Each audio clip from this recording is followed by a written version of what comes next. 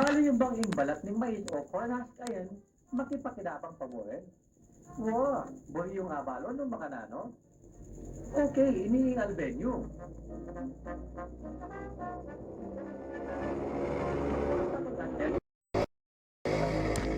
At ang bagong payo, ito para rin na marakalang produksyon, kaya tingin mais na manyamang igutan. Pang-minintal man o na namang oras tingalo. Kaya tiking Negotech Livelihood Skills Training Center, ting Balen ng Mexico, abalo mong emo pala ang laman ng mais, ing pakinabangnan. Peso tuwandang maging imbalat ng mais, malyaring panakitan. Mamo ko lang mais de hortelano, masasayang yung balat. Sabi na, kwarta yan, sabi niya, bakit hindi ninyo ipunin? Gawin natin iba't ibang klaseng produkto gawa sa corn husk. Kaya making matading ating gawa ng produkto, iba't imbalat ng mais. Kalupan ng figurine, flower arrangement, at decoration. Ang pinasalingan ako, yung hanggang ginamit ning ulak-ulak, may ito corn husk yan. Inipit ni masanting. Anyang kay pag naling kasal, hindi kayo exhibiting mega mo, kaya ipag-isip. Hindi gibdal sa pinakit kung tagdal. Aba, interesting. Siyempre, eko pa'y tauli. Pakibaluan tayo, nung makanano yung proseso ng pamangulang kareng produkto. And first step, sir, pwede po yung balat ng mais, galing niya po yung kay maranglet. So, mostly po, kareng balat ng mais, marinasyon. Diba, marinasyon. Kanya sinabing segregation, yung segregate may tanggalin yung kay marinasyon. Oh. Kadwapang step is kulayan tayo. Agulay mo. May segregate ng bulungan ninyo. Balat na ni may. Para namin yung po dalawa. Watang iisaka tayo. Sabi niya mo, sir, once na May kakulay na eh. Pwesta niya itong yung third step po is dala niya kitang drying area para langin niya. Tara po. So, ilagay tala po rin yung sinalayan na balat na ng mais. Diba kita po, ano po yung drying area niya. Ito pinpada po na ito po, wala kulay. At itong fuchsia, at itong purple, at itong blue. Okay?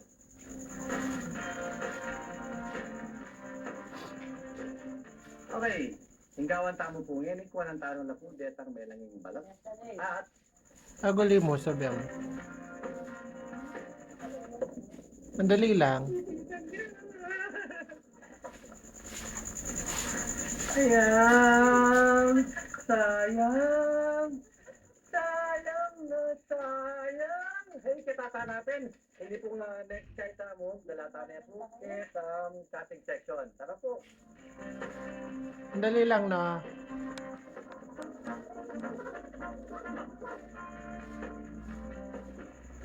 At ikaw po nga pansin. Ganyan. Nakulay po. Okay, naroon gagawin tama. Ay po, So pattern niya po kanya na eh. And then, gugupitan niya po para magkaya. after na po ng pattern and cutting area, dala tayo mag-bukit ang pasting area. Wala ko. Kamusta? Okay mo po. Naninggawan naman yan. So, pakatula po rin may gupit po petang pattern eh. Lalo lang yung kapit mo mga Kasi po para po, Anong pipilin mo? Ha? Yeah. Final cutting area. Medyo malawot siya po yung punta ng tamo sa lakaran siya. At yung tanang po kaya. Final cutting area. Mandali na. Siguro naman yan. Ipagkatan na po, nyakin po yung pattern na hindi kita kayo nakipagkupitan tayo. At kaya tamo Kenny, punta tayo naman kita. In assembly area. Sir, hindi po ganyan. Dito po. Ito po ang assembly area. Kaya ko kasi, di ba ganyan? Hindi po. Ito po yung ito po ang ibig sabihin ng assembly area. Assembly po ng bulaklak. Yung una, kukuha tayo ng balat. Tapos ilalagay sa gitna. Tapos ikasali ng nylon. Tapos, tama na. Pagulong ka sabi. Sabi mo ka na ako, itulot kaya mo. Hindi mo kasama yun. Sabi, ilawan mo. Meron pala kaya rin sa dili. Agol yung accord gain eh.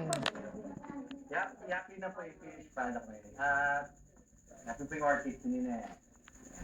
Kasanting na. Ano yung sabi? Wala yan yung sorpresa yung kaligatan.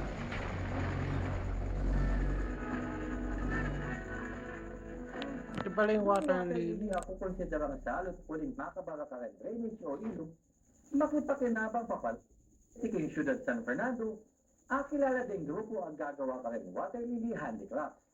Marami tayong source ng water lily. Naisip namin na gawin na maging produkto at makatulong tayo sa environment natin. At makatulong din tayo sa livelihood. Sandali na. At yung produktong wala ay nagawa kitting bags, chinelas, at canvas painting at niyayaliwa pa. First, siyempre yung harvesting. Makatapos mong pag-harvest, lilinisin isa-isa yung stock. After paglinis, kailangan i-treat natin in one position in 10 hours. After 10 hours, lilipat natin sa isang treatment tap kung saan 2 hours naman doon. Final treatment yun. After 12 hours of treatment, isa-sun-dry na natin for 5 to 7 days. After 7 days, pwede na pong i-process and to product. O yan. Naku, may papate. Incarnada ba pa yung water lily? Paano ta naman na maging mas royalty ka paligaran? O na yung kapamilya ta natin imahinasyon? Aba pa itong teknolohiya? Malyar pa iting apa pinabagnan.